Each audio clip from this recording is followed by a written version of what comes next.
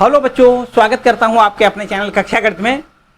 बच्चों, दो चरों वाली रैखिक समीकरण आज हम इसके हल करने की वज्र गुणन विधि को समझेंगे। इससे पहले वाले जो तीन प्रोसेस हैं हल करने के, वो हमने इससे पहले आपको बता दिए हैं। आपको दो चर वाले रैखिक समीकरणों के हल करने की पहली विधि है ग्राफी विधि, दूसरी विधि है विलोपन विधि और तीसरी विधि प्रतिस्थापन विधि। और यहां पर आज इस चौथी विधि का यहां पर चर्चा कर लेते हैं बड़े विस्तृत रूप से, एकदम बढ़िया फर्स्ट क्लास तरीके से। यहां पर आपको समझना है कि वज्र गुणन विधि से दो चरों के रैखिक समीकरणों को कैसे हल करते हैं। चलिए बच्चों, स्टार्ट करते हैं। वीडियो को लाइक ना किया हो तो जरूर कर दें एक बार, और फिर इसके बाद समझ लेते हैं कि वज्र गुणन विधि से दो चरों वाले रैखिक समीकरण युग्म का कैसे हल करते हैं। मान लेते हैं बच्चों, आपको दो समीकरण इस प्रकार से दिए जाएं कि a1x plus b1y plus c1 बराबर 0, एक आपका रैखिक समीकरण ये दिया जाए, और दूसरा रैखिक समीकरण a2x plus b2y plus c2 बराबर 0, आपका दूसरा रैखिक समीकरण ये दिया जाए। तो इन दोनों समीकरणों को वज्र गुणन विधि से हम कैसे हल करेंगे, यहां पर एक बहुत बढ़िया ट्रिक वाली बात आपको समझनी है। हालांकि इसको अगर हम यहां पर विलोपन विधि से पहले हल कर लें तो अभी x और y के मान ज्ञात हो जाएंगे। अगर इसको हम प्रतिस्थापन विधि से हल कर लें तो अभी x और y के मान ज्ञात हो जाएंगे। लेकिन आपको यहां वज्र गुणन विधि से हल करना है, तो इसके लिए क्या करना है, देखिए प्रोसेस समझते हैं। एकदम आसान तरीका, बिल्कुल आसान तरीका। पहला चर ऐसे लिखने के बाद आपको यहां पर एक अपॉन की लकीर खींचनी है। इसके बाद बराबर का निशान यहां लगाना है, ये y लिखना है, और y के भी बटे में आपको एक यहां पर रेखा खींच के ऐसी छोड़ देनी है। और इसके बाद में यहां पर एक के बटे में ऐसी लकीर खींच के आपको छोड़ देना है। ठीक है, समझिए, हमने बताया कि भैया ये हम आपको प्रोसेस बता रहे जिससे कि आपका ये हल x और y का मान बड़े आराम से ज्ञात हो जाए। वो विधि क्या है, उसी विधि को हम वज्र गुणन विधि कहेंगे। देखो समझते हैं भैया, यहाँ x के जो नीचे, यहाँ पर हमने नीचे x के नीचे का मतलब हर में अगर लिखना है तो क्या लिखना है, कैसे लिखना है, उसको समझना है। देखो ध्यान में, अगर x के नीचे लिखना है हर में, तो आप इस x वाले पद को, दोनों समीकरणों के x वाले पद को यहाँ पर आप बंद कर लें। ठीक, और फिर इसके बाद में ये y का गुणांक और इधर अचर पद का आपस में गुणा कर दें, वो भी चिन्ह के साथ। यहां देखो प्लस है, यहां प्लस है, तो प्लस प्लस का मल्टीपल प्लस हो जाएगा। और फिर इसके बाद b1 में c2 का गुणा करना है। बच्चों याद रखिए, y के गुणांक का गुणा करना है, ना कि y का करना है। y को वहीं छोड़ना है। y का गुणांक है b1 और इस b1 का गुणा c2 में करना है। आपको लिखना है b1 c2। यहां इसका इसमें गुणा करने के बाद आपको यहां पर माइनस का चिन्ह लगाना है। और इसके बाद में देखो, इसको तो बंद कर रखा है, इसका इसमें गुणा, फिर माइनस का चिन्ह, और इसका यहां गुणा करेंगे b2 का c1 में गुणा करेंगे, b2 c1। ठीक, विथ चिन्ह के, याद रखिए, प्लस प्लस प्लस प्लस का चिन्ह का गुणा प्लस होगा। ये माइनस में सूत्र है, तो आपको यहां माइनस का माइनस ही मिलेगा। यदि इन दोनों का गुणनफल माइनस हो जाता तब यहां माइनस माइनस प्लस बना देते, ये याद रखिएगा। ठीक है, ये तो आपको x के नीचे लिखना है। इसके बाद अब यहां पर y के नीचे क्या लिखना है, y के हर में क्या लिखना है, उसमें y के नीचे अगर लिखना है तो आपको फिर y के इन दोनों पदों को यहां पर ब्लैंक कर लेना है, यहां खाली ऐसे बंद कर लो, है ना, बंद कर लो। और फिर इसके बाद में इसका इसमें पहले गुणा करना है, काय का काय में x के गुणांक का और इस अचर पद का आपस में गुणा कर देना है। क्योंकि इसको हमने बंद कर लिया इसको, तो इसका गुणा इसमें करना है। याद रखिए, धोखे से इसका इसमें गुणा बाद में करना है। याद रखिए, पहले इसका इसमें करोगे तो यहां पर c1 का a2 में गुणा करोगे, c1 a2, फिर माइनस का निशान लगाओ, और फिर x के गुणांक का अचर पद इसमें गुणा करेंगे, मतलब a1 c2, a1 c2। ठीक है, और इसके बाद इस अचर पद के नीचे लिखना है, आपको एक के नीचे लिखना है, तो इस अचर पद को आपको बंद करना है। फिर वही काम x के गुणांक और y के गुणांक का आपस में गुणा करना है, a1 b2, क्या करना है, a1 b2 करना है। फिर माइनस का चिन्ह लगाओगे, और इसके बाद में देखो ध्यान दें, y के गुणांक और x के गुणांक का आपस में गुणा करेंगे, b1 a2, क्या लिखेंगे, b1 a2 लिखेंगे, बस इतनी बात अगर आपके समझ में आ गई तो समझो बीजगुणन का आपका काम खत्म हो गया। एक बार फिर से देख लो, एक बार फिर से देख लो, बड़े आराम से समझो। देखो ध्यान दें, यहां अगर हम x के नीचे लिखेंगे, इस x वाले कॉलम को, ये x वाले पद बंद कर दें, और फिर इसके बाद में क्या करेंगे, y के गुणांक और इस अचर पद का आपस में गुणा करेंगे। तो यहां पर देखो b1 का c2 में गुणा, b1 c2, यहां पर देखो b1 c2, ये लिख गया b1 c2। यहां इनका गुणा करने के बाद यहां पर आपको माइनस का साइन लगाना है, ये माइनस का निशान लगाना है, और फिर इसके बाद में यहां पर इसका इसमें गुणा और इसका इसमें। देखो ध्यान दें, इस अचर पद का ये y के गुणांक में गुणा करना है। तो y का गुणांक है b2, b2 का गुणा c1 में करना है, तो b2 इंटू c1 लिखना है। ठीक, क्लियर बात। अब यहां पर y के नीचे लिखना है, y के हर में लिखना है, तो क्या करोगे, इसको बंद कर दो, और बंद करने के बाद याद रखो उल्टा पहले गुणा करेंगे। अब इसमें हम ऐसे ऐसे गुणा करते हैं, और बीच वाले में क्या करेंगे, ऐसे पहले करेंगे। तो यहां इसका गुणा इसमें करना है। जब ये वाला बंद हो जाएगा, y के पद ये बंद हो जाएंगे, इसको यहां छुपा दें, मतलब अपनी गलती ना हो इसलिए इसको क्या करते हैं, छुपा दें। और c1 का गुणा x के गुणांक में करें, c1 का गुणा a2 में करें, c1 इंटू a2।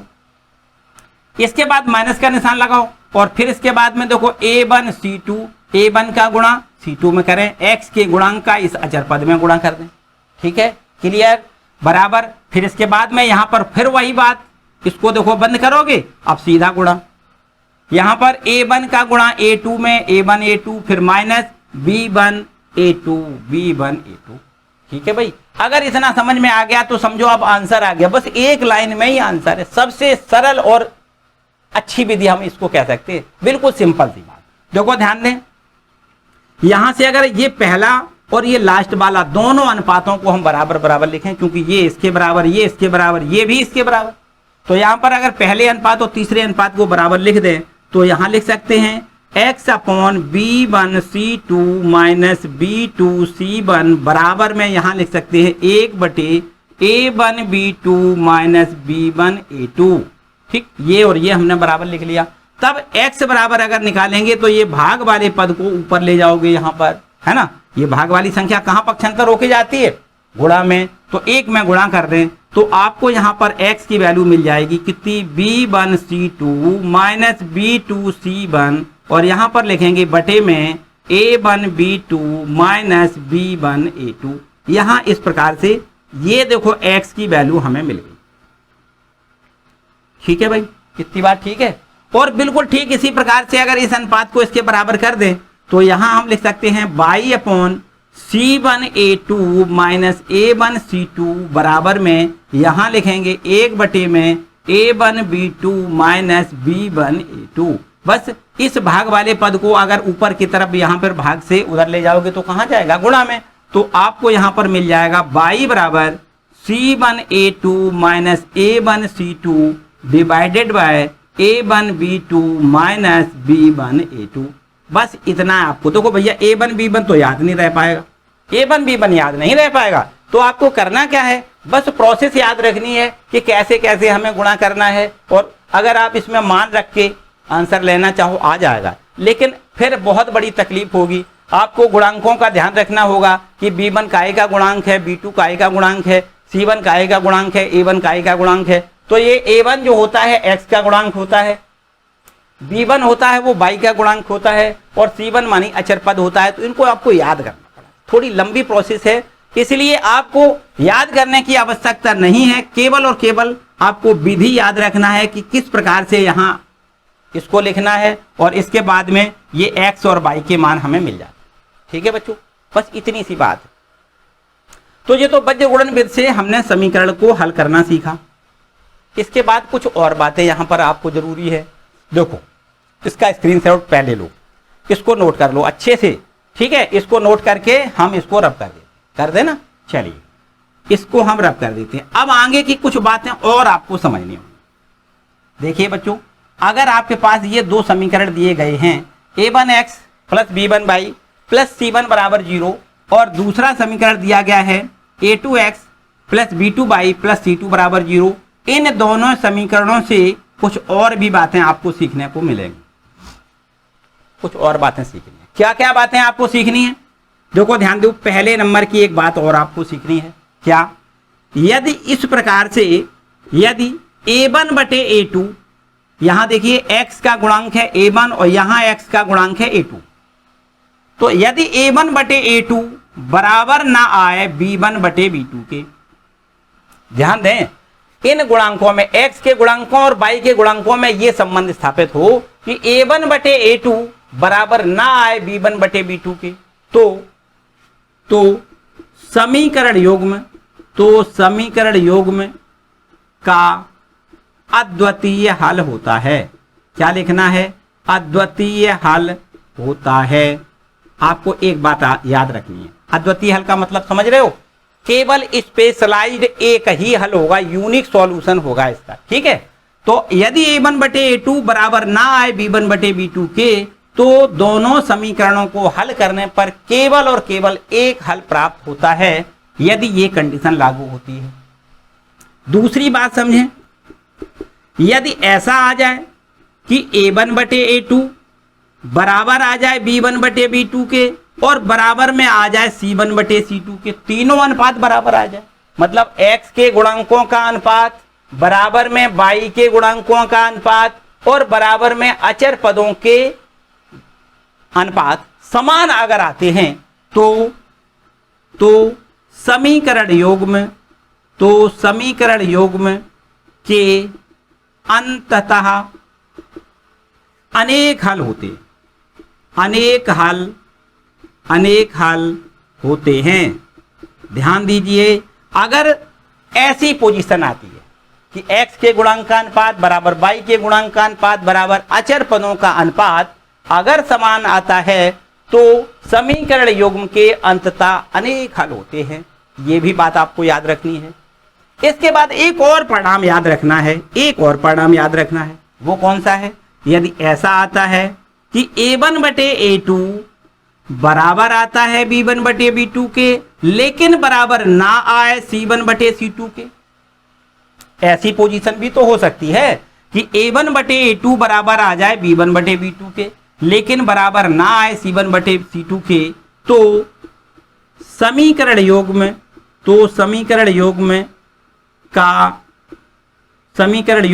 के, या का लिख दें, का कोई हल नहीं होगा,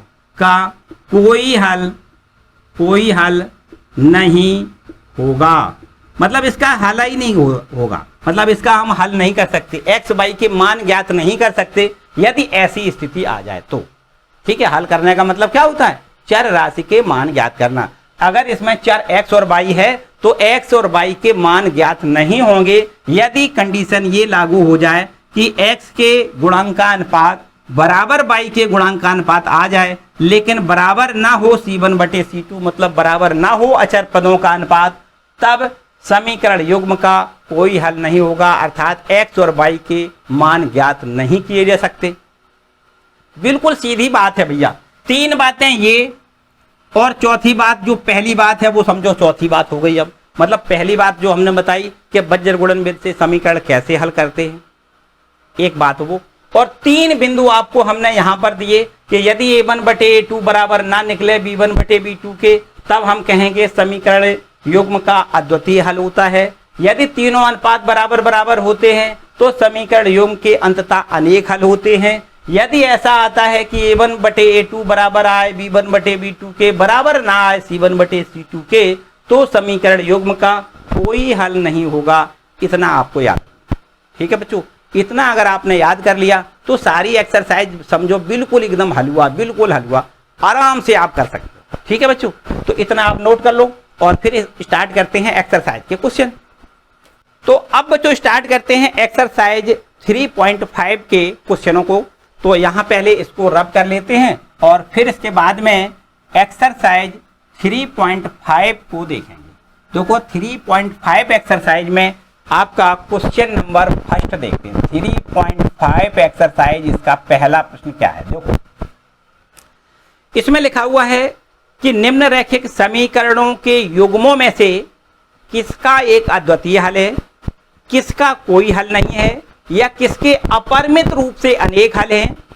अगर अद्वितीय हल की स्थिति है तब इसे वज्र गुणन विधि से ज्ञात करिए, ऐसा प्रश्न कहता है। तो सबसे पहले तो हमें यही चेक करना है कि समीकरण युग्म का हल अद्वितीय है या नहीं, समीकरण युग्म के अंततः अनेक हल हैं, या समीकरण युग्म का कोई हल नहीं है।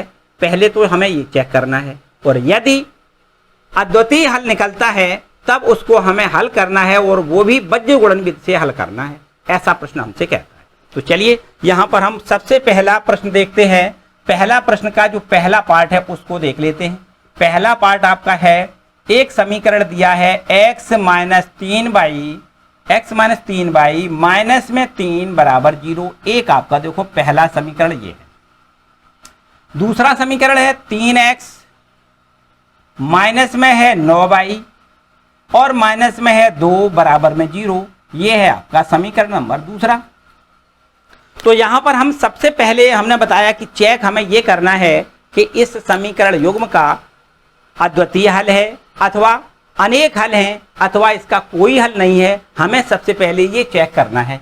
इसके लिए हम क्या करते हैं बच्चों, याद करिए, अभी अभी हमने आपको बताया कि अगर हमें दो द्वैचर वाले दो समीकरण इस प्रकार से दिए जाएं कि a1x plus b1y plus c1 बराबर 0, एक दूसरा समीकरण a2x plus b2y plus c2 बराबर 0, ये दोनों समीकरण हमें जब दिए जाते हैं तब हम a1 बटे a2, b1 बटे b2 और c1 बटे c2 ज्ञात करके उनके गुणांकों में संबंध देखते हैं कि वो उनमें क्या शर्त है।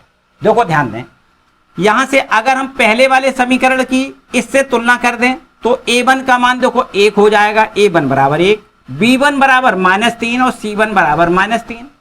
इसी प्रकार दूसरे वाले समीकरण की इस दूसरे समीकरण से तुलना कर दी जाए तो a2 बराबर 3, b2 बराबर -9 और c2 बराबर -2 हमें प्राप्त होगा। देखो ये अगर आपने तुलना करके a1 b1 c1 और a2 b2 c2 के मान निकाले तो बहुत अच्छी बात है। और यदि आप सीधा करना चाहो तो देखो सीधा कैसे करोगे। देखो ध्यान दें, a1 बटे a2 का मान हम लोग कैसे ज्ञात करेंगे। यहां देखते हैं a1 का मतलब ये है और b1 का मतलब, देखो ध्यान दें, a1 का मतलब ये है और a2 का मतलब ये है। a1 b1 c1 a2 b2 c2। तो a1 बटे a2 अगर हमें निकालना है तो हमें मिलेगा 1/3। यहां b1 बटे b2 अगर हमें निकालना है तो b1 बटे b2 का मान मिलेगा कितना, देखो -3 बटे में -9 विथ साइन, विथ चिन्ह के लेना है। याद रखिए यहां -3 है और यहां पर ये -9 है। तब b1 बटे b2 का मान हमें -3 बटे -9 मिल जाएगा। यहाँ माइनस से इस माइनस को खत्म करें, 3 एकम 3, 3 त्रिका 9, तो हमें 1/3 यहाँ b1 बटे b2 का मान मिल रहा है। और इसी प्रकार यदि हम c1 बटे c2 का मान ज्ञात करना चाहें तो यहाँ c1 बटे c2 का मान -3 बटे में -2, माइनस माइनस कैंसिल कर दें तो c1 बटे c2 का मान 3/2 प्राप्त हो रहा है।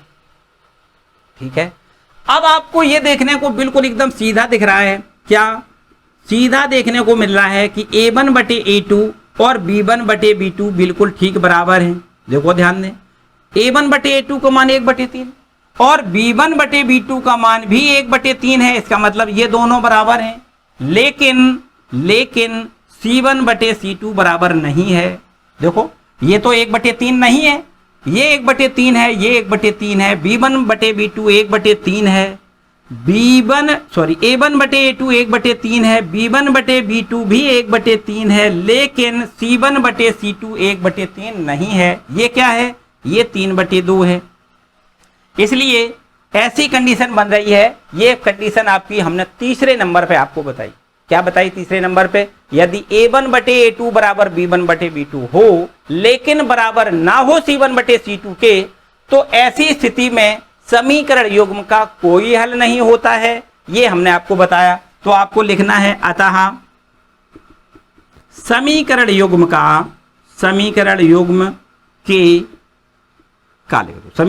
का कोई हल नहीं होगा, कोई हल नहीं होगा। इसको हम हल नहीं कर सकते, इसका कोई भी हल प्राप्त नहीं होता है। अगर ये कंडीशन आती है कि a1 बटे a2 बराबर b1 बटे b2 लेकिन c1 बटे c2 इसके बराबर ना हो, तब समीकरण का कोई हल, इन दोनों समीकरणों को हल करने पर x और y के मान ज्ञात नहीं किए जा सकते।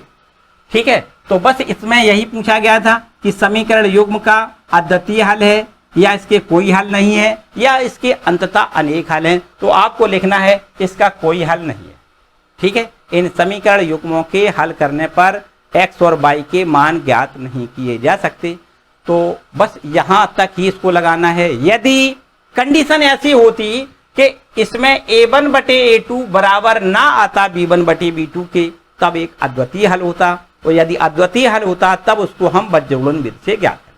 तो यहां पर हमें बज्रगुणन अप्लाई नहीं करना है, बस इतना ही आंसर देना है, इतना ही पूछा गया है। ठीक है बच्चों, आगे बढ़ते हैं क्वेश्चन नंबर इसके सेकंड पार्ट पर।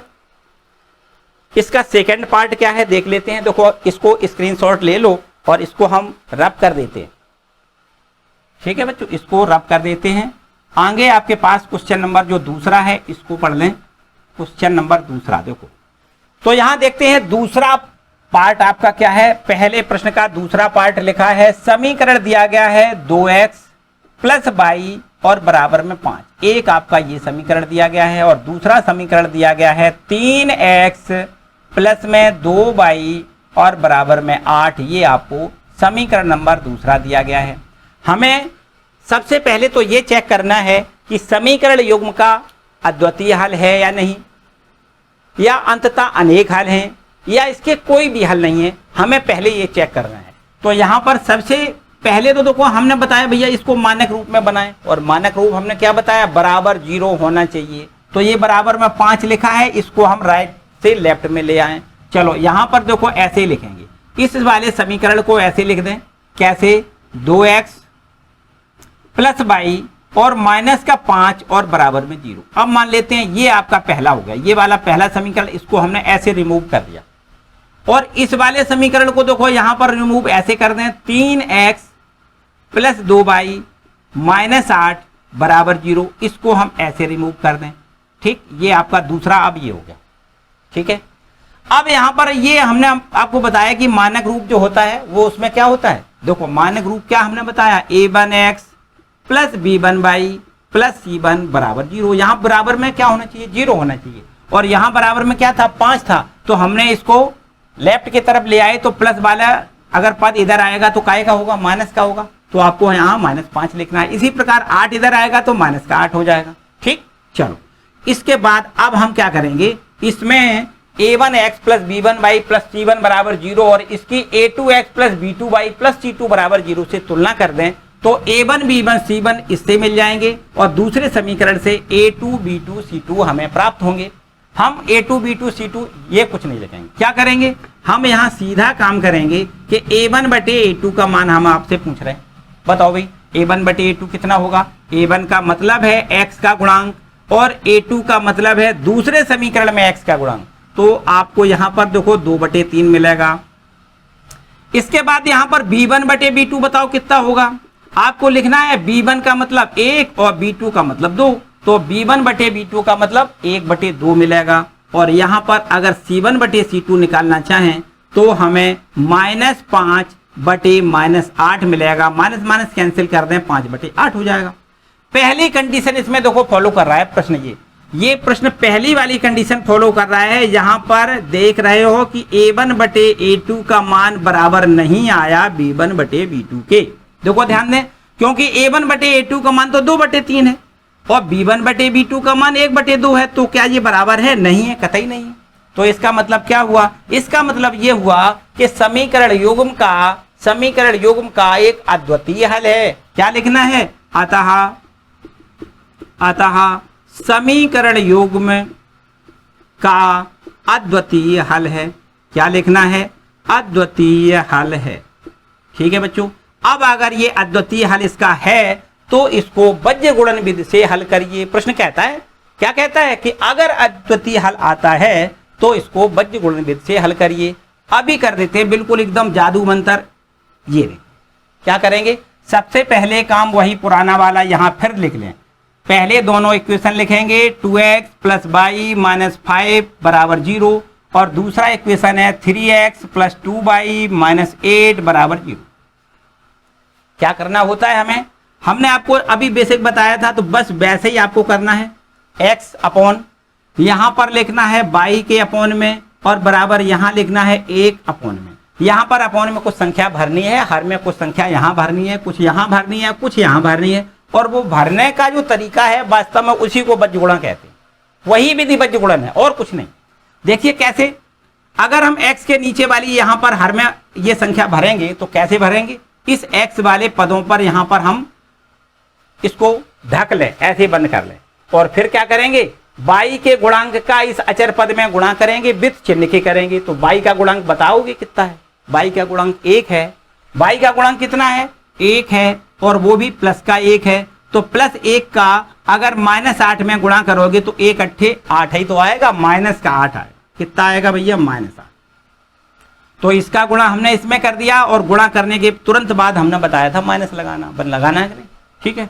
तो इसका इसमें गुणा करना है, फिर माइनस लगाना है, और फिर इसके बाद में देखो ध्यान दो, इसका इसमें गुणा करोगे, चिन्ह सहित करोगे, माइनस प्लस माइनस हो जाएगा, और 5 दूनी 10 मतलब माइनस का 10 लिखना है। तो यहाँ अगर हम -10 लिखेंगे तो ये माइनस माइनस क्या हो जाएगा, प्लस हो जाएगा। इतनी बात ठीक है, बस ये तो काम हमारा फिट हो गया। अब हमें y के हर में लिखना है, y के बटे में लिखना है। तो चलो हम y के बटे में लिखेंगे तो y वाले पद को बंद कर दें, और फिर इसके बाद ये अचर पद का x के गुणांक के साथ गुणा कर दें।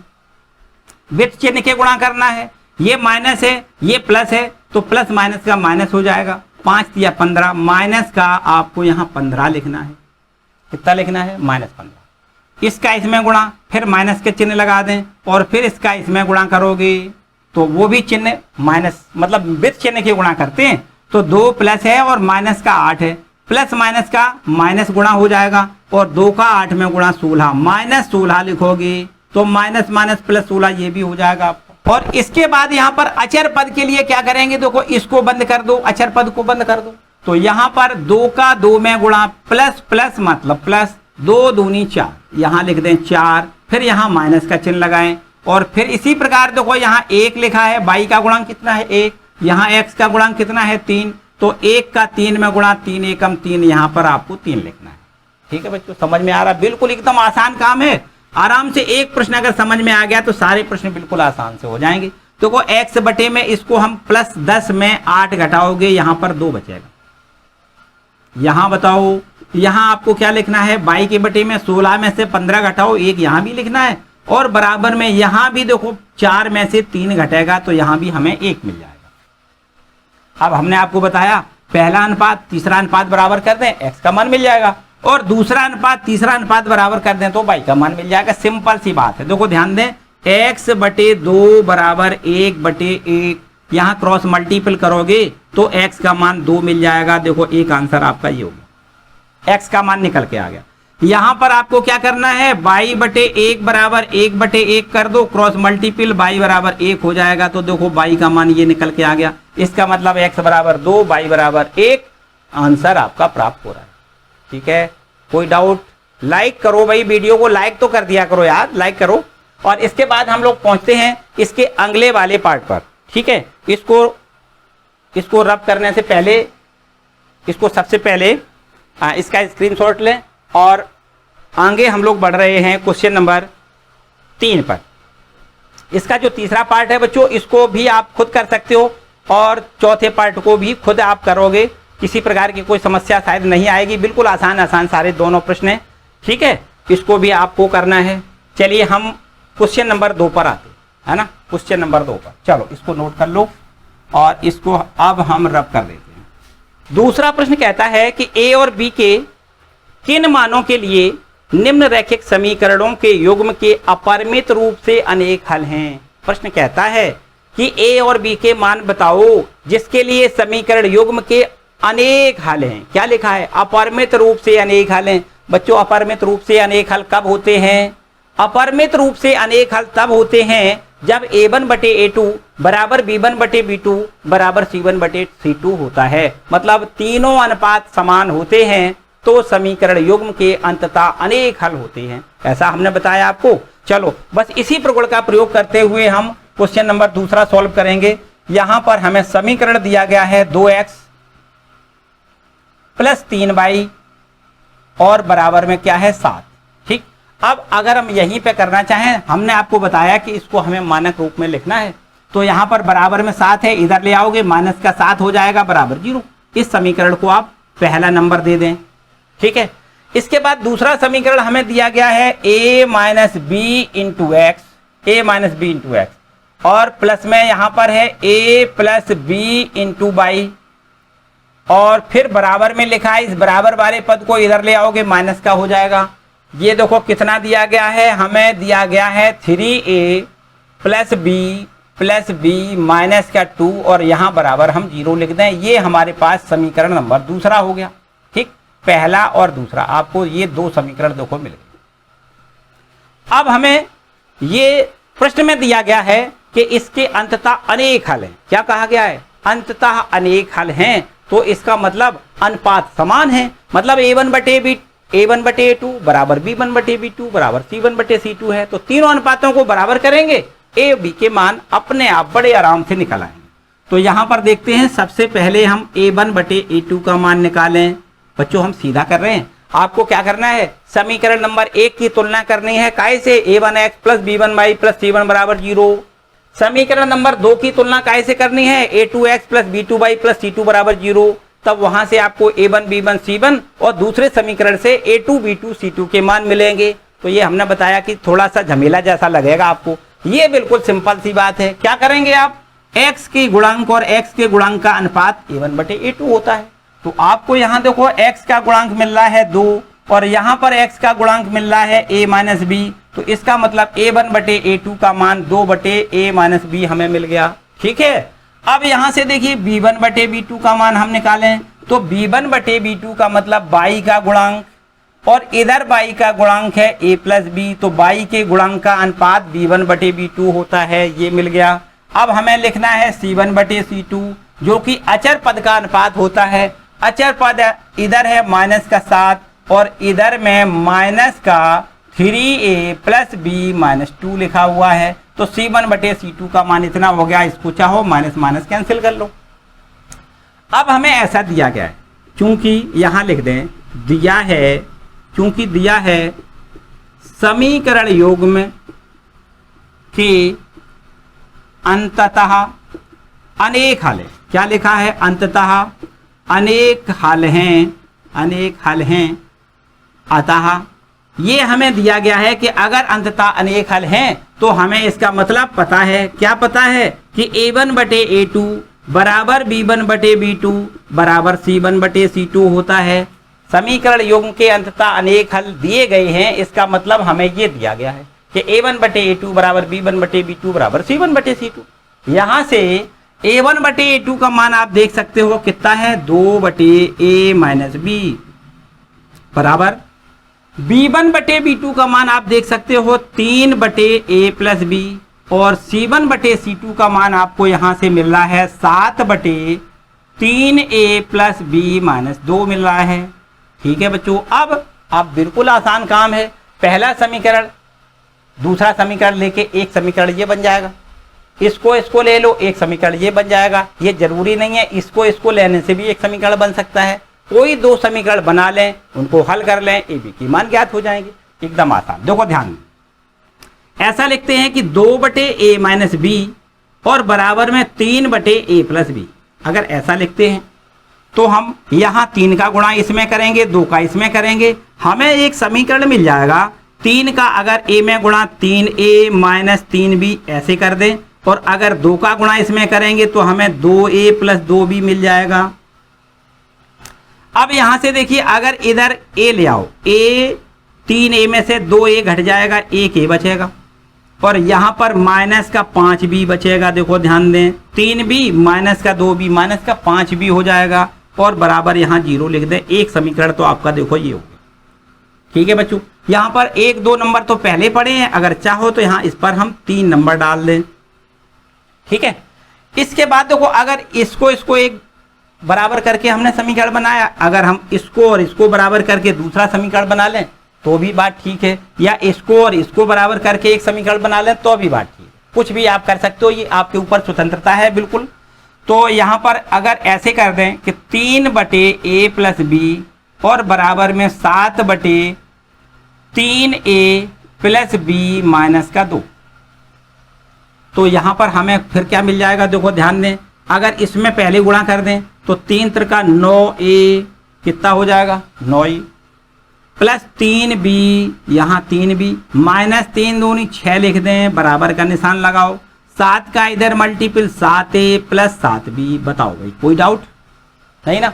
चलो इसको अगर इधर ले आओ तो ये 9a में से 2a घट जाएगा, आपको मिलेगा 2a, 9a 7a कम कर दो भैया, कितना मिलेगा 2a मिलेगा। 3b 7b इधर ले आओ, माइनस का 4b मिलेगा, और अब बराबर में माइनस का 6 अगर इधर ले जाएं तो बराबर में 6 हो जाएगा। ठीक है, तो इस तरीके से अगर चाहो तो यहां से 2 का भाग और चला जाएगा, पूरे समीकरण में चला जाएगा भाई। तो यहां 2 का भाग करोगे a मिलेगा, यहां 2 का भाग करोगे तो 2b मिलेगा, और यहां 2 का भाग करने पर हमें 3 मिल जाएगा। इसको हम लोग कुछ ये इक्वेशन नंबर चौथा डाल लेते, चौथा। ठीक है, अब तीसरा और चौथा इन दोनों समीकरणों को हल करके ए बी की मान ज्ञात हो जाएंगे एकदम आसान से। देखो ध्यान में, इसी के नीचे आपको ये वाला इक्वेशन लिखना है, a माइनस 5b और बराबर में 0। ये है आपके पास इक्वेशन नंबर 3। अब इसको हम विलोपन विधि से हल कर लें, प्रतिस्थापन विधि से हल कर लें, जो भी विधि है हमारे पास हल करने की, उससे हम हल कर सकते हैं। अगर इससे हम विलोपन विधि से हल करें तो देखो यहाँ पर क्या कर रहे हैं, घटा दें। घटाने से क्या होगा, ये माइनस का और ये प्लस का हो जाएगा, और यहाँ लिख देते हैं घटाने पर।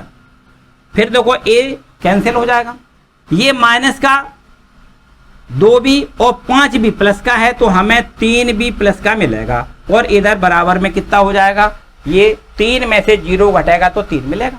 अब 3 का भाग करें, b बराबर 1 हो जाएगा। देखो 3/3 मतलब 1, सीधा डायरेक्ट लिख दो भाई, 1 हो जाएगा, b बराबर 1।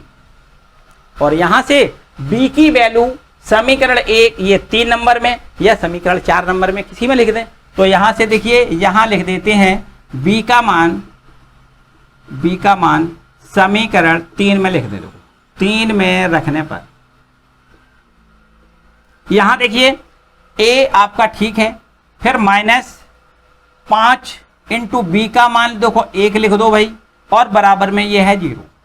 तो अब आपके पास a बराबर 5 मिलेगा। देखो तो a बराबर 5 और b बराबर 1 हमें प्राप्त हो रहा है। प्रश्न कहता था कि a और b के मान बताइए, तो a बराबर 5 b बराबर 1 हमें प्राप्त होगा तब जबकि इन दोनों समीकरणों के अंततः अनेक हल होंगे, तब a का मान 5 होगा, b का मान 1 होगा। ठीक है बच्चों, क्लियर, नोट कर लो, अच्छे से समझो। अगर किसी प्रकार की कोई समस्या लगे कमेंट सेक्शन में कमेंट जरूर करके पूछ लो। ठीक है, चलिए नोट कर लो भैया।